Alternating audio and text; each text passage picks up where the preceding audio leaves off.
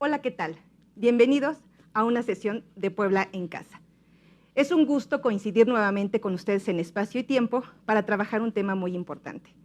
Soy la profesora Mónica López Espinosa, docente de español a nivel secundaria, y te invito a que te quedes conmigo a disfrutar de lo que es la lectura. Lo que aprenderemos el día de hoy es a seleccionar, leer y compartir textos de la narrativa latinoamericana contemporánea. Así que va por tu libreta de notas y tus tintas para iniciar nuestra actividad.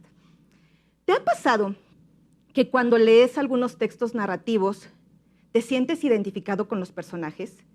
Reconoces ambientes, identificas lugares y hasta a veces sientes las mismas emociones que los personajes. Pues esto es porque la narrativa latinoamericana tiene ese toque que vamos a ver el día de hoy. Iniciamos nuestra actividad leyendo este texto. La maestra o maestro de español te solicitó llevar 3 cuentos latinoamericanos. Buscas en tu libreta o en alguna página web, pero te salen infinidad de cuentos y comienzas a sufrir, pues no sabes si ese cuento es latinoamericano, ya que a la mano no tienes tu libreta de notas o tu libreta de geografía para releer qué países conforman Latinoamérica. Y entonces no sabes cómo identificar los 3 cuentos que te fueron solicitados por tu profesor. ¿Qué hacer? Pues bien, esto va a ser un poquito complicado. Pero bueno, si nosotros recordamos, América Latina o Latinoamérica son los países, veamos la imagen, son los países que fueron colonizados por naciones latinas. Y estos son Argentina, Bolivia, Brasil, Chile, Colombia, Costa Rica, Cuba, Ecuador, El Salvador, Guatemala, Honduras, México, Nicaragua, Panamá, Paraguay, Perú, Puerto Rico, República Dominicana, Uruguay y Venezuela. Estos países, su lengua materna es el español y el portugués. Por lo tanto, tú podrás identificar esos países o esos textos narrativos, ¿de acuerdo?, de estos países. Por lo tanto, si te van a salir infinidad de textos narrativos, podrás identificar de estos países y sabrás que son de Latinoamérica. Ahora bien, reflexionemos. Lee conmigo estas preguntas. La primera es, ¿qué tipo de texto prefieres leer? ¿Conoces algunos autores de la narrativa latinoamericana? ¿Recuerdas qué aspectos importantes encontramos en los textos narrativos? Recordemos que la narración es ese modo básico de comunicación en donde te vas a ir a nuevas realidades, vas a encontrar personajes y bueno, existen infinidad de narraciones como es el cuento, la fábula, la leyenda, el mito. Pero en este caso nos vamos a centrar a 2 textos narrativos, que es el cuento y la novela, ¿de acuerdo? Tú tendrás que elegir cuál texto prefieres leer y entonces podrás empezar a seleccionar. Los cuentos y las novelas narrativas latinoamericanas nos van a acercar a las realidades y las características principales de la narrativa latinoamericana son 4. El primero es que es el periodo del siglo XX y siglo XXI.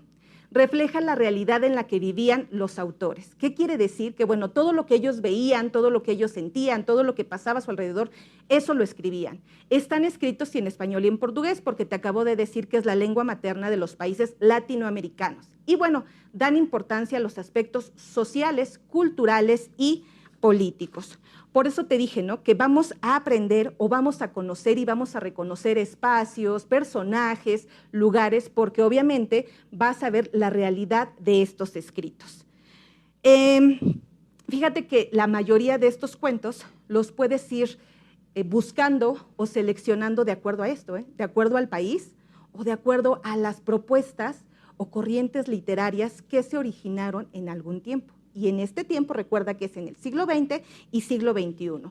Veamos cuáles son las corrientes de las que los autores latinoamericanos escribían. La primera de ellas, te voy a platicar, es el realismo. Esta se desarrolla en Latinoamérica a finales del siglo XIX y principios del siglo XX. Los realistas recrean ambientes provincianos, las plazas de las ciudades, las costumbres y la manera de hablar de la gente. Los protagonistas suelen comportarse como pícaros, como pillos, y casi no se muestran cambios en su personalidad. ¿Qué quiere decir? Que así como empiezan, así terminan, ¿eh? La segunda es el criollismo. Veamos, los escritores comienzan a escribir sobre su propia tierra y las condiciones y acontecimientos sociales de sus pueblos. En este caso, la Revolución Mexicana es el ejemplo. Los personajes suelen ser campesinos o indígenas. La tercera de ellas es el cosmopolitismo. A los escritores cosmopolitas les interesa la vida de las grandes ciudades, la psicología de los individuos, los temas filosóficos y se preocupan por la estética, por todo lo bonito, ellos escribían. Si veían algo que no les agradaba, ellos le ponían algo de belleza para poder escribirlo. La siguiente es el boom. Esto se refiere al auge comercial que ocurrió entre 1960 y 1970. Fue esta explosión literaria, ya que muchos autores sobresalen a nivel mundial, y muchos de aquí de México. Y bueno, el realismo mágico es la siguiente. Desarrolla la fantasía, el misterio y los combina con las culturas de los pueblos originarios. Es decir, incluyen elementos imaginarios o fantásticos en un mundo real. Los autores se inspiraban en leyendas o en creencias de los pueblos latinoamericanos. Por ejemplo, imagínate, apariciones o seres sobrenaturales. Muchos de los personajes tienen acercamiento con seres de otro mundo, pero también los autores se inspiraban en la realidad que ellos vivían, haciendo referencia a situaciones políticas o, ¿qué crees?, diferencias sociales. Y bueno, pues el último son los narradores de finales del siglo XX y principios del siglo XXI. Varios escritores del boom y del realismo mágico alcanzaron a vivir y publicar en los primeros años del siglo XXI, e incluso todavía viven algunos de ellos y siguen manteniendo esa influencia. Como ya leímos, te darás cuenta de que existen corrientes literarias, que existen estas propuestas y también, bueno, pues existen todos estos países en donde tú puedes rescatar y seleccionar los cuentos o novelas de la narrativa latinoamericana. ¿Cómo ves? ¿Ya puedes seleccionar o te sigo ayudando? Bueno, te voy a seguir ayudando. Te voy a dar una lista de estos autores que sobresalen a nivel mundial y que estos, bueno, algunos de ellos son los siguientes. El primero de ellos es Gabriel García Márquez. Él es colombiano. Tenemos también a Pablo Neruda, chileno. Mario Vargas Llosa es peruano. Juan Carlos Onetti, uruguayo. José Martí, cubano. Jorge Luis Borges, argentino. Tenemos también a Julio Cortázar, argentino, y no podría faltar, por favor, Carlos Fuentes, que es mexicano. Ahora sí, ¿recuerdas en la situación en la que nos encontrábamos al principio, cuando te salieron infinidad de textos y no sabías cuál elegir? Pues ahora, ¿qué crees? Podrás elegir entre países latinoamericanos, corrientes literarias o autores de los que te acabo de mencionar. Ya tienes un panorama amplio para poder seleccionar tu texto narrativo. A mí realmente esto me gusta porque todos estos textos enaltecen nuestra cultura, nos llevan a nuestras creencias y sobre todo reconocemos nuestra realidad. Bueno, ¿te acuerdas las primeras preguntas que nos hicimos? La primera de ellas, ¿qué texto narrativo prefieres leer? Bueno, pues ahora podrás elegir un cuento, si lo quieres leer corto y rápido, o una novela con muchos más personajes, extensión más larga. Obviamente tienen que ser textos narrativos. ¿O qué quieres? La segunda es, ¿conoces autores de la narrativa latinoamericana? Pero por supuesto, te acabo de dar una lista. Y si no, puedes buscar más de los países que te acabo de platicar. Y la última, ¿recuerdas qué aspectos encontramos dentro de los textos narrativos? ¿Te acuerdas? Eso lo vimos en primer año, pero si no te acuerdas, vamos a verlo. La narración es ese relato de hechos o sucesos que se van platicando de manera cronológica. En ellos existen personajes, ¿de acuerdo? Y estos personajes, te invito a que veas mi imagen, están en la obra inmersos en el tiempo y en el espacio, determinan lo que ven, lo que piensan y hacen, como nos sucede a las personas en la vida cotidiana. Cuando se enfrentan a un hecho o un conflicto determinado, reaccionan o se comportan según su conocimiento, la situación, su posición social y su forma de pensar y actuar. Este es nuestro primer aspecto. Si te das cuenta, En todos los textos narrativos van a existir los personajes. Ya sabemos que hay personajes protagonistas, antagonistas y aliados. Todos estos personajes se comunican. Y fíjate, te voy a platicar, cuando estos se comunican y tienen diálogos entre sí, tienen distinta manera de usar la lengua. A esto las llamamos variantes lingüísticas. Y me vas a decir, ¿de qué está hablando? Bueno, por ejemplo, si vemos un texto o leemos un texto en donde el personaje principal, llamado Argenis, te diga, me voy a comer unas deliciosas pipocas. ¿Unas deliciosas qué? Unas deliciosas pipocas. Te vas rápidamente al diccionario y dices, ah, ya sé de lo que está hablando. ¿Qué crees? Está hablando de las palomitas de maíz. Y si te digo, oye Marisa, vamos por favor por una torta porque es el cumpleaños de Carol, me vas a decir, ¿cómo? ¿Una torta? Mejor le compramos un pastel. Pues te voy a decir que pastel y torta significan lo mismo. Veamos de lo que te estoy hablando. Encontramos las variantes dialectales del español. Son los cambios del español que aparecen según las distintas regiones geográficas en que se habla esta lengua. Las diferencias pueden ser solo en el significado de algunas palabras, sino también en la pronunciación de las mismas. Por ejemplo, en México se dice papalote, en Venezuela lo mencionan como papagayo.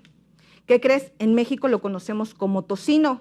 ¿Y qué crees? En Argentina lo conocen como panceta. En México les decimos chicos y en Venezuela les dicen chamos, ¿cierto o no? Bueno, vamos con las variantes sociales que también las encontramos en los textos narrativos latinoamericanos. Estos son los cambios que ocurren en el español y que tienen relación con un grupo social que habla la lengua. Por ejemplo, profesores, estudiantes, albañiles, arquitectos, obreros, químicos, etc. Todos ellos usan términos ligados a su actividad y al mundo social y cultural en el que se desenvuelven. Recuerda que la manera de hablar de una persona es parte de su identidad. Tenemos, por ejemplo, la jerga, el argot y el dialecto. Pero no solo estos aspectos de las variantes lingüísticas son importantes, ¿eh? Quiero mencionarte que necesitamos ese espacio, ese ambiente para que nosotros podamos determinar si nos sentimos reflejados con nuestro texto. Y a lo que me refiero es a una parte muy importante de los textos narrativos que se llama ambientación. Y esta ambientación es el conjunto de rasgos y circunstancias que hacen creíble la historia, ¿sale? Que la vuelven real. Por ejemplo, el espacio y tiempo en el que se desarrolla, la posición social y el origen étnico de los personajes. No te puedo decir que estamos hablando de campesinos que están cosechando y el ambiente o el espacio es una ciudad, ¿verdad? Entonces, ahí tenemos que ser muy cuidadosos con la ambientación.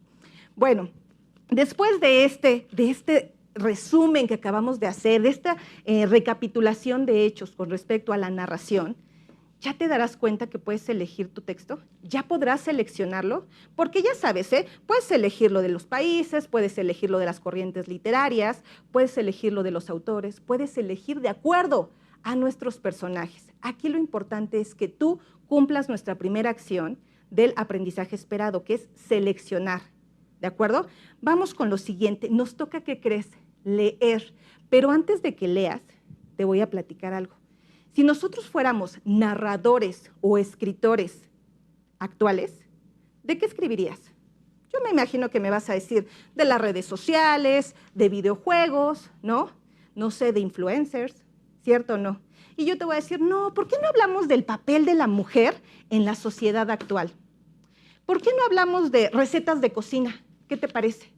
O no sé, me imagino de partos, sí, de nacimientos de bebés. Ay, maestra, ¿cómo cree? ¿Vamos a hablar de eso? Sí, es nuestra realidad, pero a mí no me interesa. Y fíjate, te voy a platicar algo. Hubo una época, ¿sale? O una persona que escribió sobre esto, de verdad, y causó tanta emoción, causó tanto impacto esa novela que hasta se llevó a la pantalla grande. ¿No sabes de lo que te estoy hablando? Bueno, pues te voy a platicar. Esta novela se llama Como agua para chocolate y hablaba de estos temas, aunque no forman parte de nuestra realidad, pero no al 100%, ¿sale? Esta historia es maravillosa. ¿Te imaginas que dijera yo, oye, tú que eres el hijo menor, te vas a tener que quedar al cuidado de tus padres hasta que ellos mueran? Me vas a decir, ¿por qué, maestra? ¿Y que no me puedo enamorar? Híjole, ¿qué crees? No. Pero si esa no es nuestra realidad, pero sí existió. Y en esta novela, Como agua para chocolate, te lleva de la mano a imaginar, a recordar o a conocer lo que se vivía en esa época. ¿Quieres leer conmigo este texto? Va, vamos a empezar con el primer fragmento, ¿sí? Se llama Tortas de Navidad. Te invito a que lo leas. La cebolla tiene que estar finamente picada. Les sugiero ponerse un pequeño trozo de cebolla en la mollera, con el fin de evitar el molesto lagrimeo que se produce cuando uno la está cortando.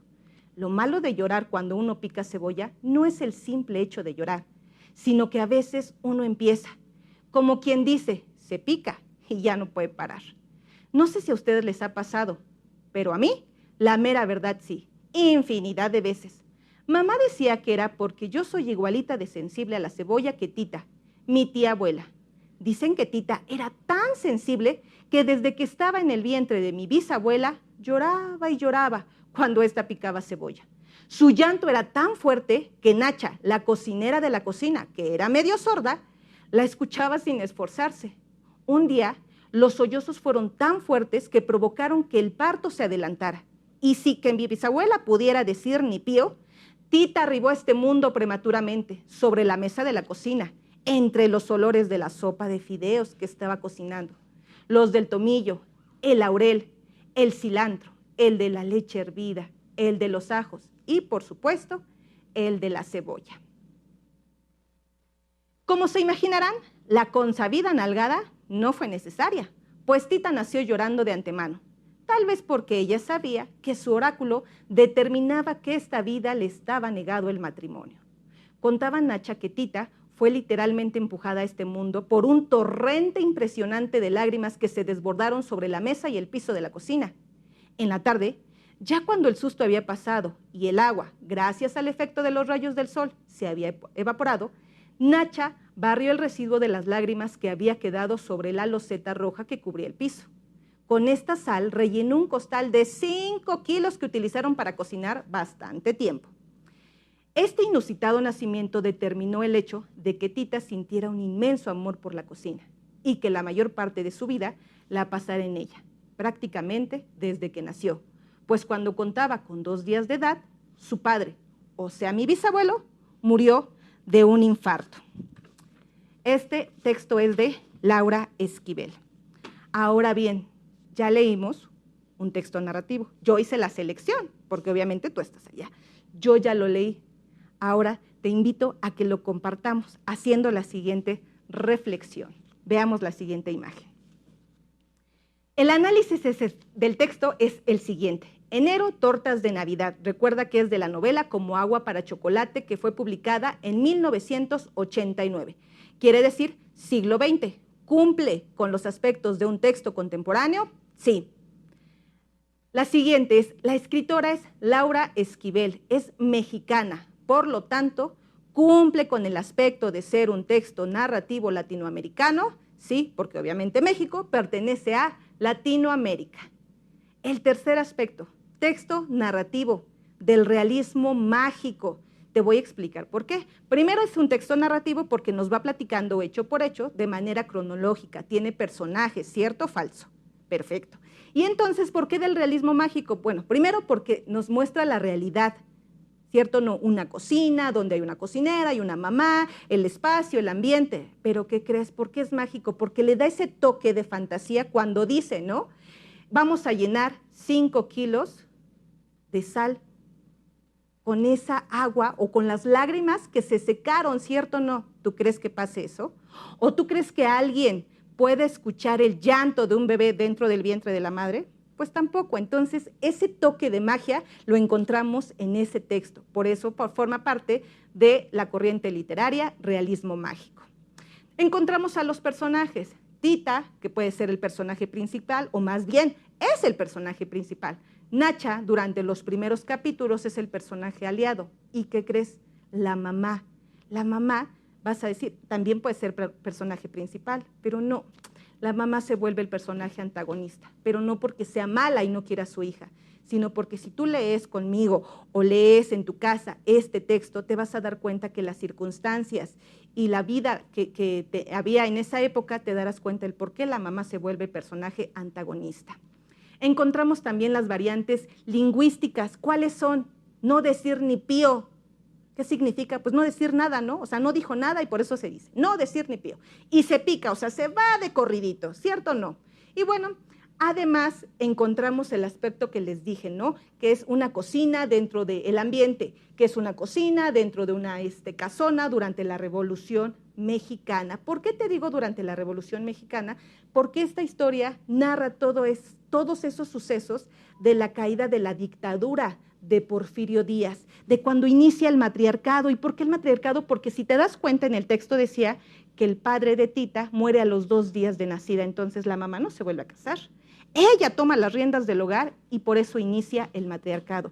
Pero también un aspecto muy importante, que es cuando la Tita, el personaje principal, toma todos esos aspectos de su vida y ¿qué crees? Te los va compartiendo en 12 recetas, en 12 meses del año. Así que te invito a que leas esta maravillosa novela llamada Como agua para chocolate, de Laura Esquivel. Y bueno, después de que ya seleccionamos, ¿de acuerdo? Ya leímos, ¿qué crees? Nos toca la última acción de nuestro aprendizaje esperado, que es compartir. Ese te toca a ti. ¿Cómo lo vas a hacer? Pues obviamente seleccionando, leyendo y transmitiendo ese impacto que te produjo el texto que leíste. Lo puedes hacer con tus papás, lo puedes hacer con tus amigos, como a ti te guste, como tú quieras y en donde tú quieras. Puedes hacer una reseña o puede ser un comentario personal, pero no olvides que tienes que hacer exactamente lo que hicimos, ponerle los ambientes, los personajes, todo lo necesario para que compartas y quien escuche tu texto o quien escuche tu comentario le quede claro y sepa de lo que habla ese texto latinoamericano contemporáneo. Bueno, pues quiero decirles que les voy a compartir una lista de obras y de autores, obviamente, para que tú puedas tener una variedad de textos. El primero de ellos es La luz es como el agua, ¿de qué crees? De Gabriel García Márquez. El segundo es El trueno entre las hojas, de Augusto Roa Bastos. Las batallas en el desierto, que le encantó a mis alumnos, José Emilio Pacheco. Continuidad en los parques, Julio Cortázar. Aura, Carlos Fuentes. Mr. Taylor, de Augusto Monterroso, y Reloj sin dueño, de José López Portillo. Tienes todo para realizar una lectura diaria. Tienes todo para poder compartir tus textos. En tu libro de texto podrás elegir, podrás seleccionar y hay una gran variedad de textos que te pueden ayudar y que puedes compartir. Te invito a que los leas, ¿de acuerdo? Pues me dio mucho gusto haber trabajado con ustedes el día de hoy esta sesión. Espero que les haya gustado. Los invito a que sigan leyendo lo maravilloso que tenemos como textos narrativos latinoamericanos. Se despide de ustedes la profesora Mónica. Fue un placer haber trabajado con ustedes. Hasta la próxima.